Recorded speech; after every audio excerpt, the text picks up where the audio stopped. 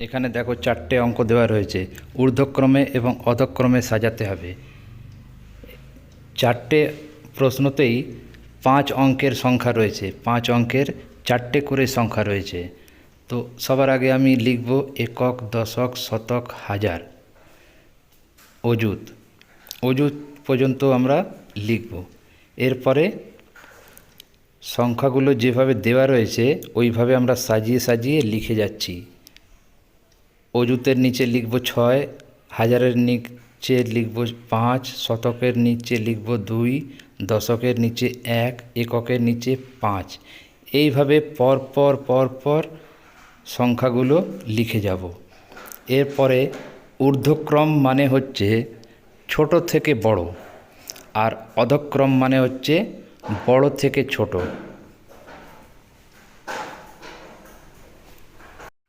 এখানে দেখো অযুতের নিচে সবকটা 6, এখান থেকে বোঝা যাচ্ছে না কোনটা ছোট কোনটা বড়। হাজারের নিচে দেখো সবকটাই 5, এখান থেকেও বোঝা যাচ্ছে না কোনটা ছোট কোনটা বড়। কিন্তু শতকের নিচে দেখো 2, 3, 2, 4, এর মধ্যে সব থেকে ছোট হচ্ছে কোনটা? 2, 2, দুটো রয়েছে, প্রথমটা আর তৃতীয়টা। কিন্তু ওর মধ্যেও বোঝা যাচ্ছে না দুটোর মধ্যে ছোট কোনটা বড় কোনটা। ওই দুটো এর পরে আমি চলে আসছি দশকের ঘরে। দশকের ঘরে দেখো 2-এর পরে 1 রয়েছে এবং 2-এর পরে 3 রয়েছে, তাহলে 2-এর পরে একটাই ছোট। তাহলে এটাই আমি লিখি প্রথমে ঊর্ধ্বক্রমে 6, 5, 2, 1, 5। এর পরের সংখ্যাটা হচ্ছে ওই যে 2 পেয়েছি তৃতীয় ঘরে, 6, 5, 2, 3, 2। এরপরে দেখো 2 তো হয়ে গেল, এরপর কি রইল? 2-এর পরে আসছে 3। 3 মানে দ্বিতীয় লাইনটা দেখো 6, 5, 3, 2, 1।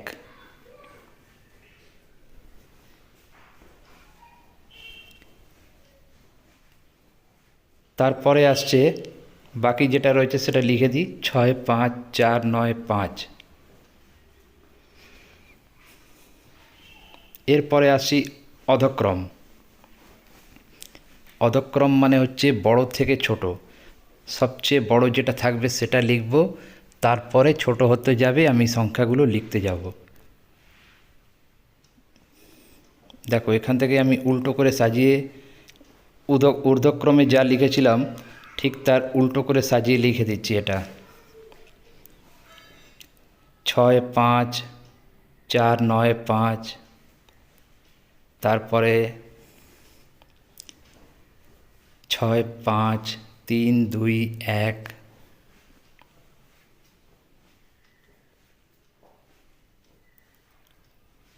6, 5, 2, 3, 2,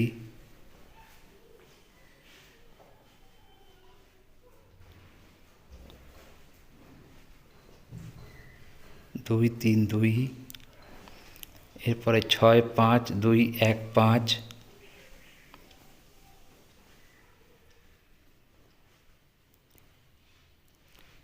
এক নম্বর প্রশ্ন হয়ে গেল। এরপরে আসি 2 নম্বর। 2 নম্বরেও একই রকম আমি সাজিয়ে লিখব একক থেকে নিয়ে অযুত পর্যন্ত। এখানে দেখো অযুতের নিচে সবকটা 7, হাজারের নিচে সবকটা 5। তাহলে অযুত এবং হাজার থেকে কিছুই বোঝা যাচ্ছে না যে কোনটা বড় কোনটা ছোট। ওই দুটো বাদ দিয়ে আমি পরবর্তীতে চলে আসছি শতকের নিচে।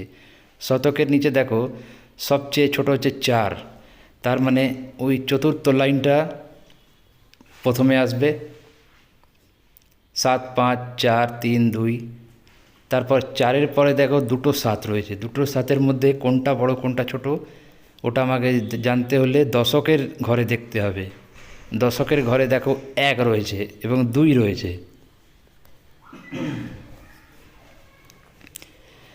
তাহলে 7, 5, 7, 1, 2, 7, 5, 7, 2, 5, তারপর 7, 5, 8, 3, 5।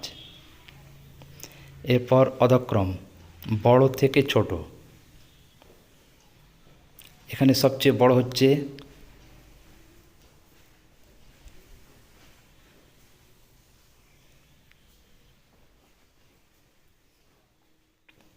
7, 5, 8।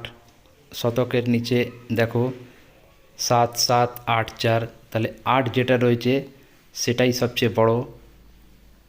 7, 5, 8, 3, 5।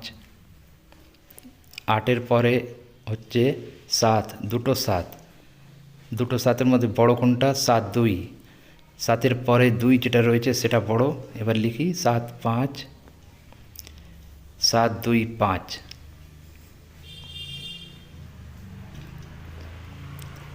এরপরে 7, 5, 7, 1, 7, 5, 7, 1, 2।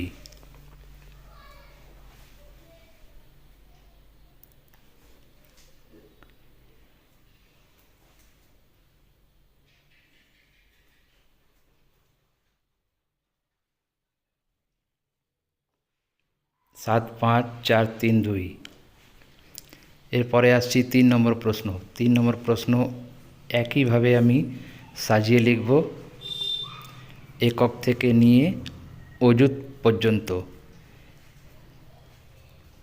অযুতের ঘরে দেখো সবকটা 8, হাজারের ঘরে দেখো সবকটা 5 ও দুটো বাদ দিয়ে দিই, তারপর শতকের ঘরে চলে দেখো এখানে শতকের নিচেও সবকটা 2, তাহলে বোঝা যাচ্ছে না। এবার দশকের ঘরে দেখো 1, 3, 6, 8।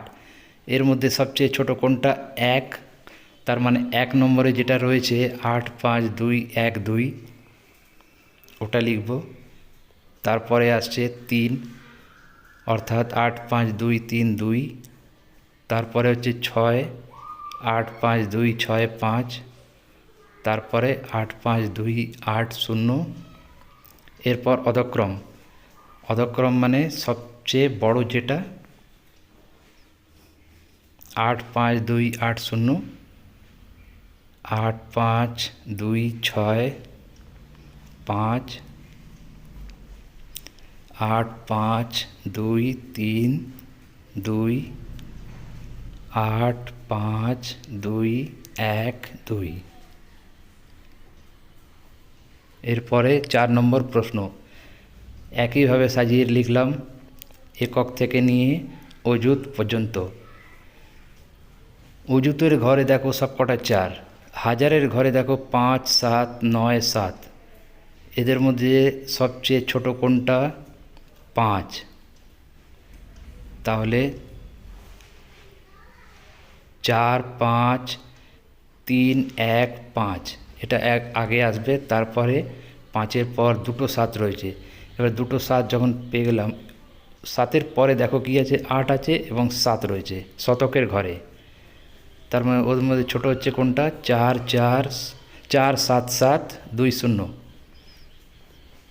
তারপরে 4, 7, 8, 2, 8, 2, 5। তারপরে 4, 9,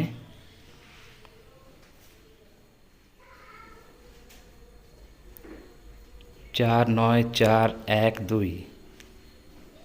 এরপর অধক্রম, বড় থেকে ছোট।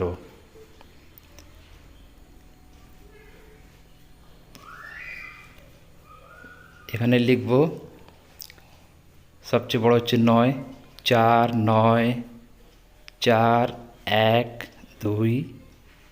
তারপরে হচ্ছে দুটো 7, দুটো 7-এর মধ্যে সবচেয়ে বড় কোনটা? 7-এর পরে 8 রয়েছে, ওইটা বড়। 4, 7, 8, 2, 5। 4, 7, 7, 2, 0। তারপরে বাকি রইল কোনটা? 4, 5,